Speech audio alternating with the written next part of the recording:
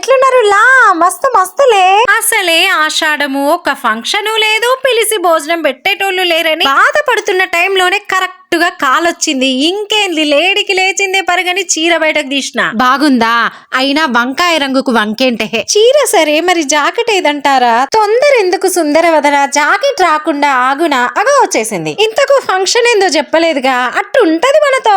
గృహ ప్రవేశం అండి. Sari super, blouse bumper. మరి మనకెలా ఉందో చూడాలిగా. దృష్టికే అసలంతు చిక్కని అందాలనందుకున్నా, ఆహా ఆశ్చర్యమే నింగికి నేలకి మధ్య ఊయలుగుతున్నా. ఇన్ని వింతలన్నీ ఒక్క ఈ చోటే చేరాయేలా.